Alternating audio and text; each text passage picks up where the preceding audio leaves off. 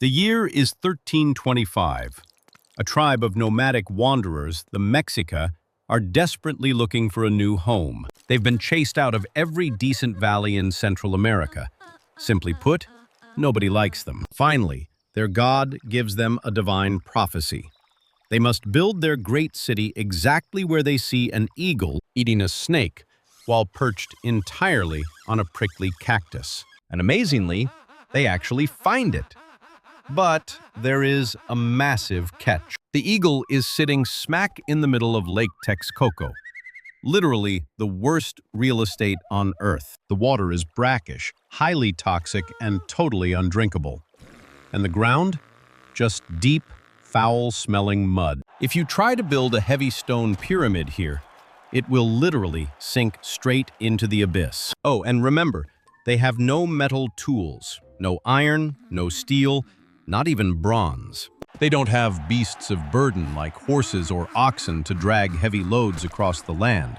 And to top it all off, they hadn't even invented the wheel for transportation. Surviving here seems completely impossible. It is practically a death trap. But the Mexica don't just survive. They are about to engineer an absolute miracle. They will conquer the mud, tame the toxic water, and build Tenochtitlan, a floating hyper-city of 200,000 people, bigger than London or Paris at the time. But wait, let's hit rewind. How do you build massive stone pyramids on a foundation of literal mush? First, they needed a special building material. They chose Tezontle, a porous volcanic rock. Tezontle is incredibly lightweight, meaning it wouldn't sink as aggressively as solid granite. But even with lighter stone, a massive temple would still slowly sink into the lake bed. They needed a solid foundation. So, the Aztec engineers invented a revolutionary foundation system using wooden pilings. They cut down thousands of massive pine trees from the surrounding mountains. Workers sharpened these 10-meter-long logs and manually drove them deep into the swamp. They hammered these stakes down through the soft mud until they finally hit the solid bedrock underneath. By placing thousands of these stakes closely together in a dense grid, they created a solid base. Then, they filled the spaces between the wooden stakes with volcanic rock and clay. This mixture hardened, acting like modern concrete, perfectly locking the wooden pilings in place. The result was an incredibly stable, unmoving platform floating right on top of a sea of mud. Only then could they start stacking their lightweight Tezontle stones to build their massive temples. It was an absolute engineering marvel, predating the exact same techniques used in Venice by centuries. The foundation was set. But there was a new problem. People can't eat stones. How do you farm on a swamp? The Aztecs were a rapidly growing empire, but they had absolutely zero arable land. You can't plant corn on a sinking mud puddle. So, they invented the chinampa, widely known as the floating garden.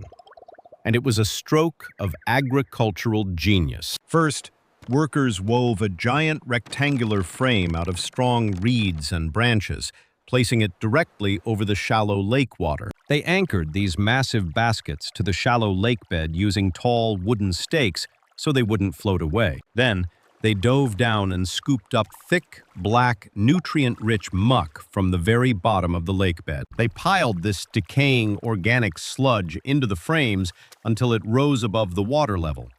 It was the perfect fertilizer. But a floating pile of mud would wash away in a storm. The secret weapon was a specific type of willow tree. These trees grew incredibly fast. Their roots shot straight down through the water, gripping the solid earth below. The roots acted like living biological concrete pillars, locking the artificial island completely in place. Now they had highly fertile land. They planted the classic Mesoamerican trio: corn, beans, and squash. Because the garden was literally sitting on water, the roots drank constantly. They never had to rely on rainfall. The results were historically unprecedented. While European farmers struggled with 1 or 2 harvests, the Aztec chinampas produced up to 7 massive crop yields every single year.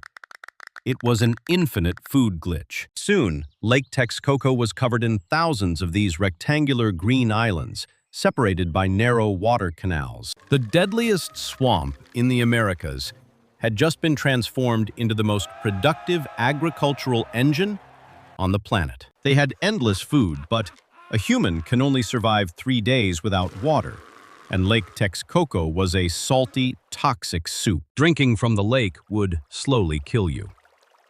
A city of 200,000 people desperately needed a fresh water source. The closest pure water was the Chapultepec Springs, located far away on the solid mainland. But there was a massive problem.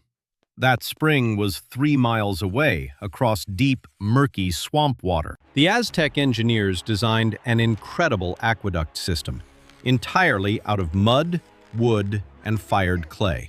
First, they constructed a solid raised causeway across the lake, using their ingenious wooden piling technology. On top of this, they laid a massive open channel made of fired terracotta clay to carry the water. But what happens when the pipe gets dirty or needs repairs?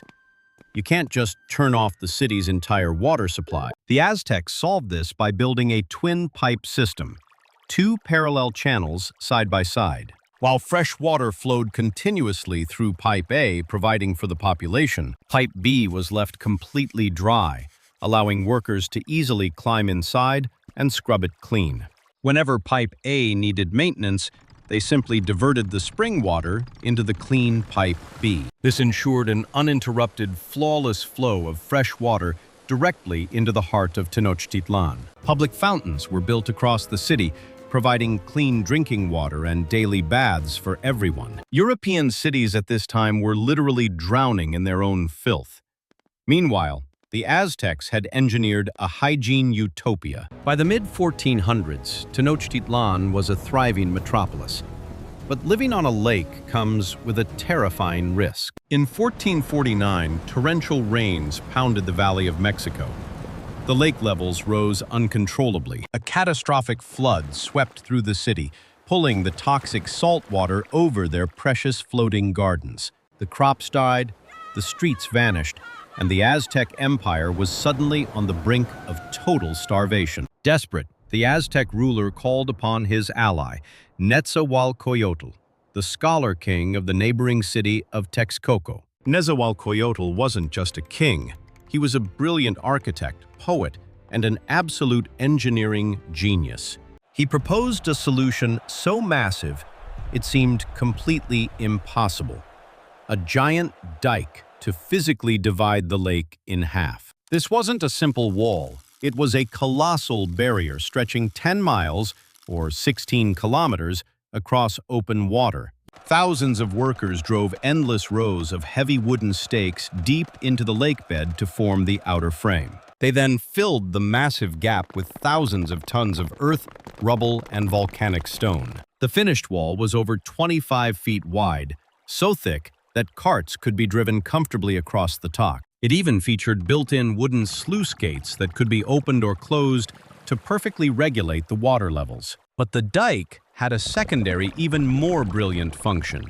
It acted as a giant water filter. It kept the toxic salt water trapped on one side, while preserving the clean, fresh spring water safely around Tenochtitlan. The deadly swamp was now a controlled, freshwater paradise.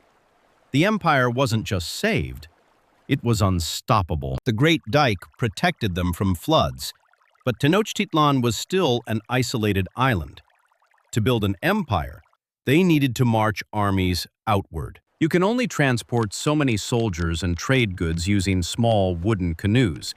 They needed real highways. So, they applied their foundation technology on a massive scale, building 3 colossal causeways connecting the island to the mainland. Just like their temples, these roads were built by driving thousands of wooden pylons into the lake bed and filling them with stone. These superhighways were up to 45 feet wide. To put that in perspective, that's wide enough for 10 horses to ride side by side.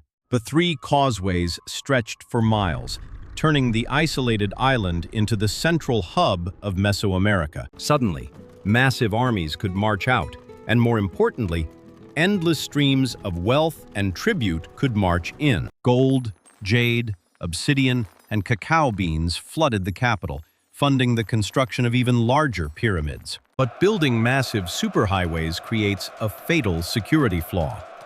A road that lets you out also lets your enemies in. If a massive rival army marched down that 45-foot wide road, Tenochtitlan would be trapped and slaughtered. So, the engineers added one final brilliant detail. They didn't build the roads completely solid. They deliberately left wide, deep gaps in the causeways, covering them only with movable wooden bridges. When an enemy army tried to charge across the lake to attack the capital, the Aztec defenders simply pulled up the wooden planks. The enemy was stopped dead in their tracks, or fell right into the water. With the bridges removed, the entire lake became an uncrossable moat. Tenochtitlan had evolved into the ultimate, impenetrable water fortress. With the city perfectly secured, the Aztecs focused on the very center of Tenochtitlan, the sacred precinct. They wanted to build a mountain for their gods, a colossal pyramid soaring 60 meters or nearly 200 feet into the sky. But there was a catastrophic physics problem. Even with their genius wooden pilings, a solid stone structure that heavy would instantly snap the foundation and sink. To solve this, they used a technique similar to a Russian matryoshka nesting doll. Instead of building one massive, heavy pyramid all at once, they started by building a relatively small one. Years later, when they wanted to expand, they didn't tear it down. They simply built a new, larger shell directly over the old one. They repeated this exact process 7 times. 7 pyramids nested inside one another. This layered architecture brilliantly distributed the colossal weight outwards over a wider area, preventing the structure from sinking. The result was the Templo Mayor, a monumental marvel of engineering crowned with twin shrines. But why did they need such a massive platform in the sky? Because the Aztecs believed the universe was dying. They believed the sun god was constantly exhausted from battling the darkness, and without fuel, the world would end. And the only fuel the gods accepted was human life. At the top of these stairs, high priests offered the ultimate sacrifice, sending energy back into the heavens. This wasn't a rare event. The scale was industrial. Thousands of captured enemy warriors were marched up those steps. Templo Mayor wasn't just an architectural marvel. It was a factory of death, functioning as the beating heart of a terrifying empire. In 1519, a Spanish conquistador named Hernán Cortés marched over the mountains and looked down into the Valley of Mexico. He and his men were absolutely speechless. They thought they were dreaming. Rising from the middle of the lake was a shimmering city of white stone, towering pyramids and lush green gardens. With an estimated 200,000 residents, Tenochtitlan was vastly larger and more advanced than London, Paris, or Rome at the time. The Spanish, used to cramped, disease-ridden European cities, thought they had stumbled into an enchanted kingdom. But the very engineering that made the city invincible to native armies became its fatal flaw against the Spanish. Cortés didn't need to fight his way across the heavily defended bridges. He simply destroyed the Chapultepec aqueducts. Trapped on their artificial island, surrounded by undrinkable salt water, the Aztecs were entirely cut off from survival. Combined with a devastating outbreak of smallpox brought by the Europeans, the floating utopia collapsed in 1521. The Spanish conquistadors tore down the Grand Pyramids, smashing the magnificent engineering back into the mud. And then, they made a catastrophic environmental decision.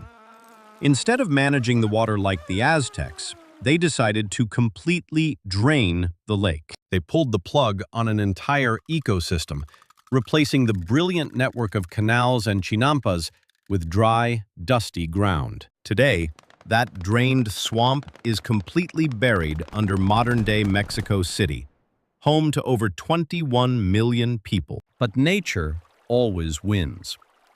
Because it was built directly on top of a drained, muddy lake bed, Modern Mexico City is currently sinking into the earth, a tragic, ironic reminder of the ancient Aztec engineers who once conquered the deadliest swamp on Earth.